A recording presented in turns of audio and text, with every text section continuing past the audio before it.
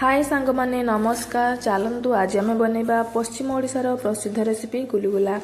यह खाइबा जमी टेस्टी लगी थाए, बनैबा सेमती सहज, किंतु सब टिप्स गुड़ाक फॉलो करने को पड़ो जहाँफल कि रेसिपीटा परफेक्ट बनब। से देखो ये मुझे गोटे कप सुजी नहीं जाइए, से परिमाण में गोटे कप अटा नहीं जाइए, आठी अध कप खंडे चीनी को ग्राइंडिंग कर नहीं जाइए, 2-3 चामच रिफाइन तेल, गोटे चामच पान महुरी और स्वाद अनुसार लुण को नहीं जाइए। चलतु गोटे बाउल नहीं जावा एथिरे सुजी अटा चीनी ए सब को मिसे तेल पान मधुरी सबको दे भल भाव गोल नवा और भल भाव मसाज करनवा। हाथ देखा एमती मुठा कले जमी मुठा हो परफेक्ट हो गला मिश्रणटी।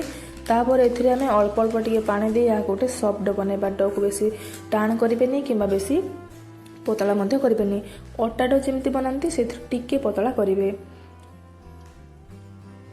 देखु ये आमर गुलगुला डोटी रेडी होगा।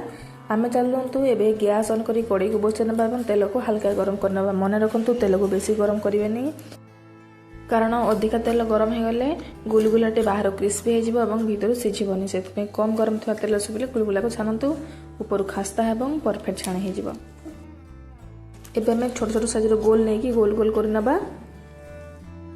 देखंतु तेल ये हल्का गरम हो गलानी। एबे आम गोटे गोटे कर सब गुलगुला को ऐड करदबा और यह भल भाव फ्राए करनवा।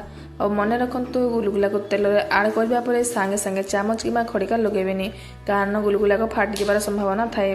तो टिके फ्राए हो गला परे ऊपर तापर लगे पारिबे। देखंतु एबे तो टिके फ्राए हो गलानी। एबे जदि चामच कि खड़िका लगुछन्ते किछि प्रॉब्लम हबनी। एमती उल्टा पल्टा कर दुई साइड रो याको फ्राए करनियंतु।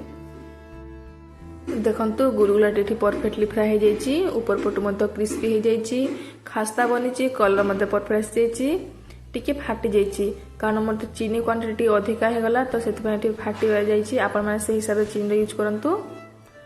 एबे चलंतु यह गोटे प्लेट को बाहर काढ़ी नबा और यही प्रोसेस रे बाकी सब गुलगुला गुड़ाक आम छाण नबा।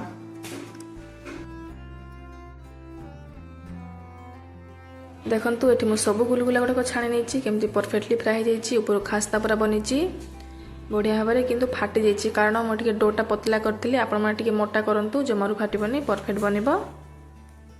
मुझे आपण मान गोटे भांगी देखा। देखो ऊपर केमती खास्ता है और भीतर केमती परफेक्टली सीझी जाइए।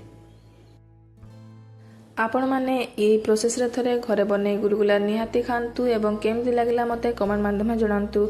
और मो रेसिपीटा यदि भल लगी मो चैनल को लाइक सब्सक्राइब कर दिंतु। जय जगन्नाथ।